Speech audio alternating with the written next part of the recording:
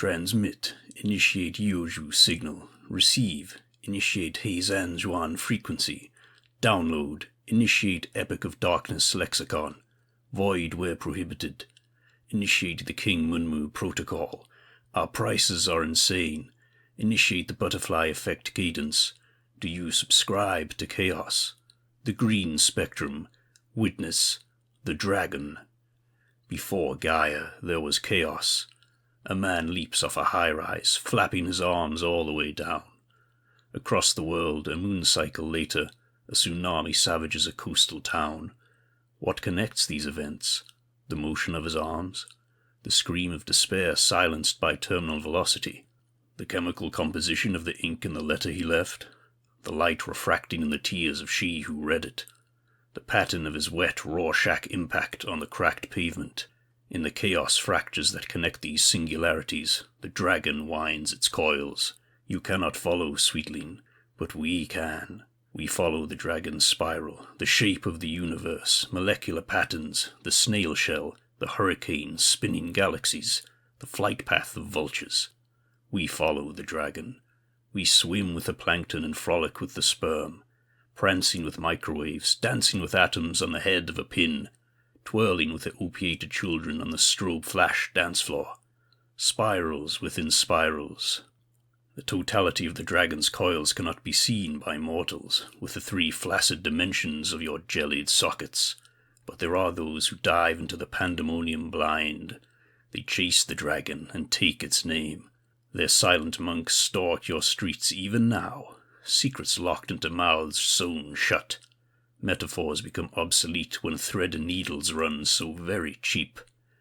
Initiate the secret histories. Warning. Chaos ripples. Disruption is imminent. Our vision warps. The most difficult secret society to track.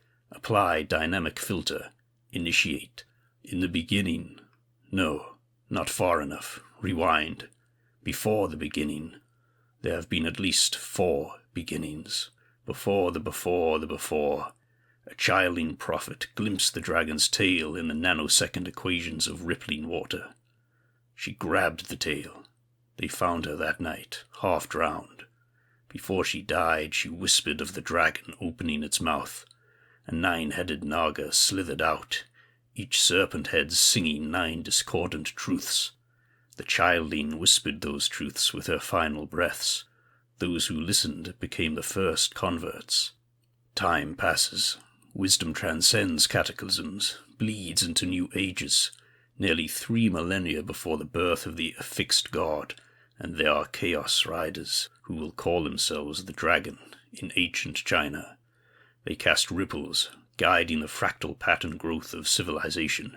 Some among them will echo in mythology as the 3 sovereigns and the 5 emperors. The dragon continues through the Zhai dynasty, the Shang dynasty, and the Zhao dynasty. They spread throughout Asia.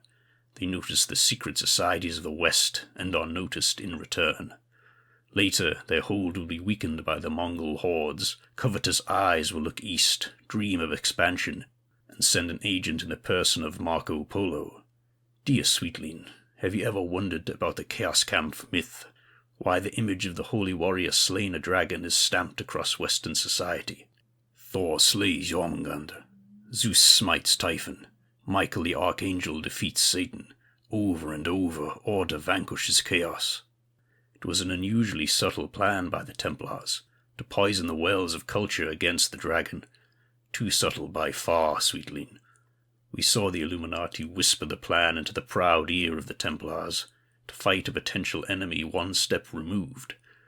Yet Chaos Camp was not truly successful. Chaos is water. It tests weakness, flows into the cracks and fissures of any ordered plan. For all the Templars' efforts, for all their statues of St. George killing the worm, for all this, what child does not love dragons? Time passes, but what is time? The dragon spirals and all points become one. These days see the Cabal based in Seoul, South Korea. They are the most unknowable. They are the humble mask over the devious core. They learn to play the Western secret worlders against one another, to more subtly stake their influence, while the others grab rough and rude control over the world. The dragon rides the waves of chance, taps disturbances in the water, for they can read the ripples. Those who join, those who leap blindly into the bedlam, let go of their ordered life. They release the rigid paradigms of the mind. They learn the paradox.